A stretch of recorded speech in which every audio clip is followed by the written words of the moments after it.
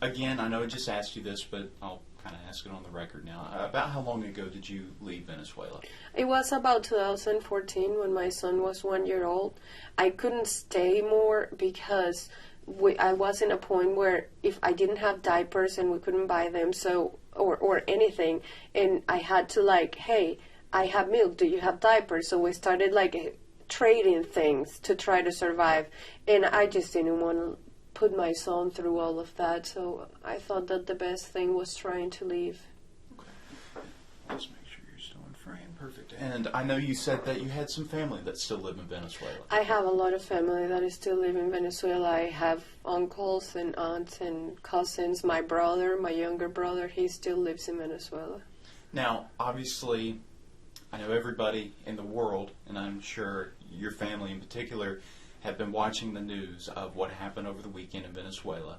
And I know there's been a lot of conversations about, especially with people in this country that maybe not aren't a fan of what we did, what the military did in Venezuela, removing Maduro.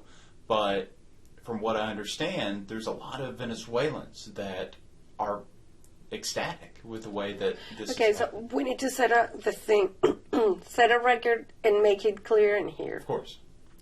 And this is the most important thing. 100% of the Americans that are against what happened in Venezuela are not coming from experience, okay? Whatever situation you have ever lived in the United States will never ever compare to the famine, persecution, and destruction that we have endured to 26 years. You are upset that a military operation took place because of oil, supposedly. That's what is being said. But nobody said anything while people starving, eating out of the trash. Like, I had friends that took whatever somebody threw on the trash and tried to eat the leftovers. I had family that died because we tried to take medications from the country that we were at and send it to Venezuela, and it wasn't allowed in. Goodness, sorry, No, don't worry. flag came on down. Goodness, all right. Yeah, so we were talking about, how Americans have seen this. And we see it as salvation, honestly. That's the way we see it. We see it as the opportunity to hug our family again. Because, I'm sorry. We fought way too hard.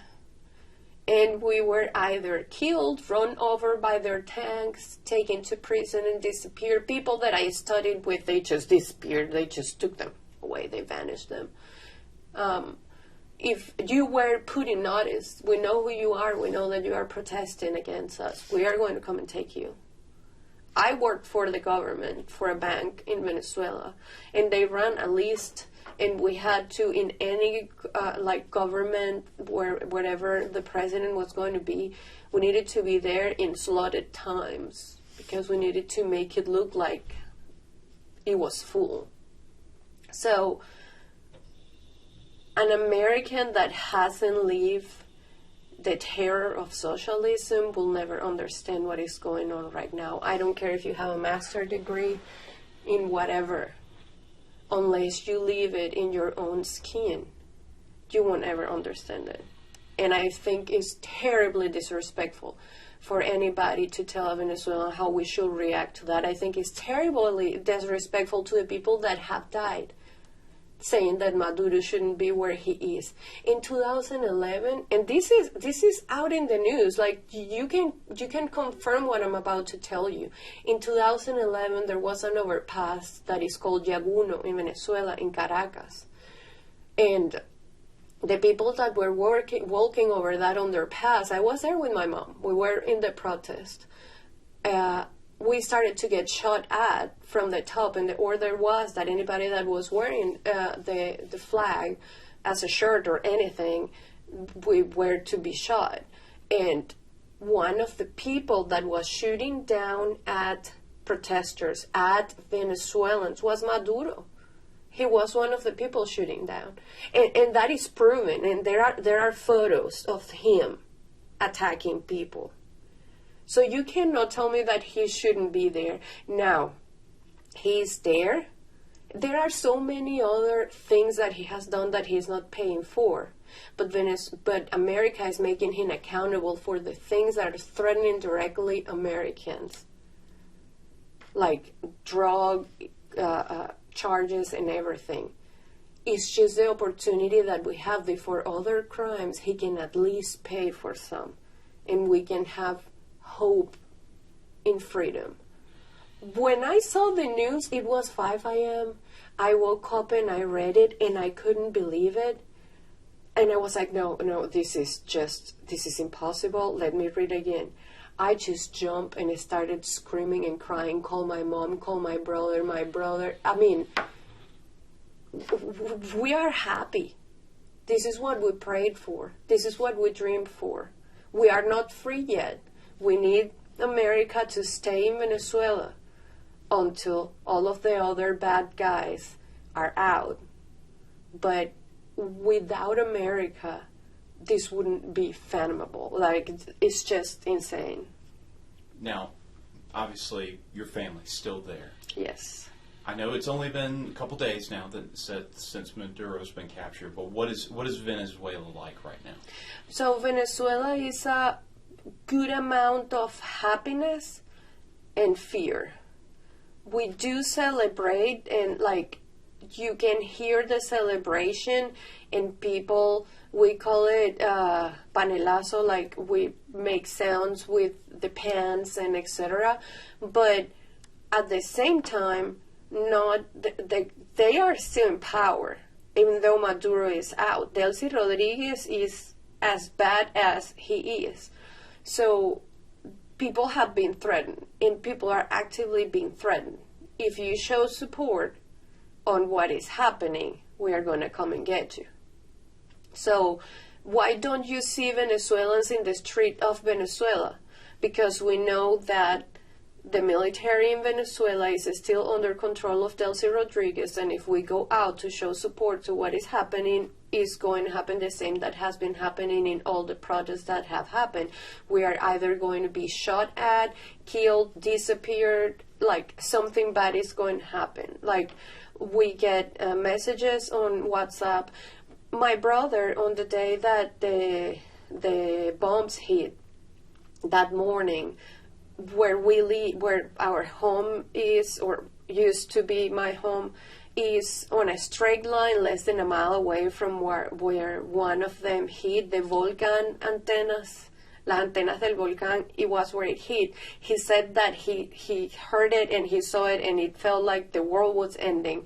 But the fear is so great of what the government is capable of that when we were talking on the family chat, because he needed to go somewhere else to charge his phone because they lost power and all of that, and when he was coming back, we were advising him, delete all the conversations with us, turn the Wi-Fi, like turn the WhatsApp off, your Instagram, don't share anything. If they stop you on the way back, make sure that you don't have any of these conversations with you, because that's the first thing they do. They ask you for your phone and they check on your WhatsApp and they see what you have been talking about, and in that, then something may or may not happen with you. Now, for your family, are you worried for their safety? I am worried for their safety. Now, in a situation like this, is there any way to really guarantee their safety? If America had boot on the ground. And, yeah. Oh, sorry, go ahead. Because, so, this is the deal. I think that America is being smart about the way they are doing things. But to us, although it's great, we are like, just don't hold back. Just send it all. Because it's like, you just step on the head of the snake and you have it step down. If you move your foot away from the head of the snake, it's going to come out mad, biting all of us. So the danger is still present and fear is still there, but we have something that we haven't had in decades, and that is hope. Because our hope is that they are not going to come and remove him and then go away like, oh no, yeah, it's fine, we just take him because of what he did. No, our hope is like, if you go away, they will still traffic drugs. They will still do all the things they are doing. So we are hoping for change because of the presence of the United States. Now, we need to set the record straight. Venezuela had her golden years in the 70s and the 80s. Venezuela's oil industry was run by United States, by American companies, by Americans. Americans built schools, Americans built infrastructures and roads and everything. My grandfather worked alongside them. Like, this is not like, oh, America wants the oil of Venezuela. I mean, of course, Russia, Iran, like, all of them also want the oil, but the difference is what is being used for. When Venezuela was in its prime, it was the United States. We have words in our language that are an adaptation of Americans. Like, watchman is the guy that stand watch. We call it watchman. But it's because we were so close with the Americans in the 70s that were all the companies in the western part of Venezuela that were running the oil industry and its peak of the best that we became like one. And then what happened? In the late 80s, Carlos Andres Perez, that was the president before Chavez, then he decided to nationalize it. And that's when some of the companies started to leave the country. After that, after a few years of Chavez in power, then he decided to 100% nationalize it, but he didn't do it in the way that should be done by repaying the investments or setting the record straight with the companies and sending them out. He expropriated the companies and became Petróleos de Venezuela. What happened? Total chaos, because not a single Venezuelan was prepared to work with the oil companies that they were left with. They didn't know how to work with their refineries. They didn't know how to work with the companies themselves. And that's how we came from being the biggest country in oil to literally produce less than 18%. We produce less than Colombia. It's just insane. We can't even refine our heavy oil. That's why Iran has to help us. It's just insane. It's a lot that goes on. So when somebody says, oh, America just wants the oil, take it. We just want food. Take the oil. If Russia and Iran and all of those countries are taking it already, Cuba, please, America, take it. Welcome, Americans, please. We just want to be able to have a life so we can pay for it, so we can live, so we can eat. People say, oh, it's going to be the 52nd or whatever state. Heck yeah, I'll dance the YMCA. But because my family will have food on their plates, because I will be able to go and hug my brother. I haven't seen my brother in so many years. We are considered traitors because we left our country. Our passport means nothing. If you go back to Venezuela, you just go to jail because you're a traitor. Like, look what the vice president has said, Diosdado. If we get with that passport in Venezuela and we come from places like this, or we have ever said anything against the government, we're just going to be thrown in jail. The real reality is different. The real reality is different. Those Americans, free Maduro, that's not real reality. That's them living in their little fairy tale story that are going to have a rude awakening. That's the truth. Check one last thing on here. Just, I always get paranoid with my camera, but very powerful stuff. Very powerful. I think you've answered. I think you've answered everything that I've been going to ask. But is there anything else that you would like to add that maybe you haven't said that would be really important? I talked to my brother this morning that lives in Venezuela, and I asked him those words. I said, I'm having the opportunity to talk to somebody about the situation in Venezuela. If you had the opportunity to talk, what do you want me to say? And he said, I want them to know the truth. In here, we don't have a future. When we work, we don't work for a home. We don't work for a car. We don't work for future plans. I would love to have children, and I can't. Not because I physically can't, but because we cannot afford it. We work for survival, and sometimes that doesn't even happen. So the real reality is, as long as America continues on help, there may be a future. I may be able to go and see my brother again. Hey, it's so strong. I have constant nightmares that I am ripped away from my husband and I'm sent back at Venezuela, and I'm terrified of what they are going to do with me. And those are nightmares because I love my country, but how can I live in it? How can I survive in it? There is not even the chance for survival. I had to leave my country. I had to cross the border with a 1-year-old to Brazil. I had to hide my son in a car because the military police wanted to take us. Because we were trying to leave the country, they wanted to force us to stay. I left my country with just the clothes I was wearing and a little bit of diapers and milk that I had left. Don't you dare telling me that this is not a reason for celebration.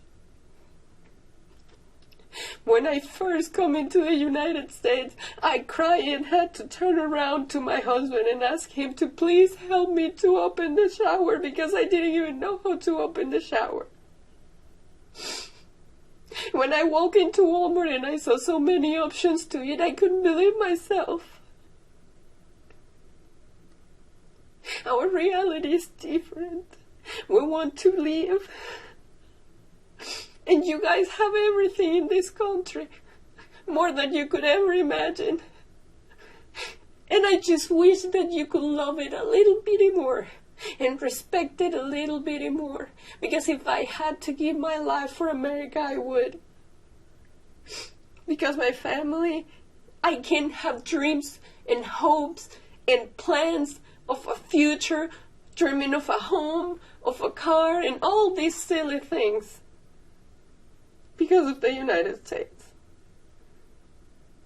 And whatever they do, they can destroy our body, they can destroy our history, they can destroy everything that they have done. They destroyed the Bolivar, they took 5 zeros from our, they can destroy anything, but what is in here? What is in here? The things that we lived through, that we survived through. They will never take it away from us. And there will be a day that as a family I'm going to go and hug them all again. We're going to say that we make it. And that's because real men in uniform went and took that man away. And that is the truth. I'm so sorry. No, it's okay. Here, let me,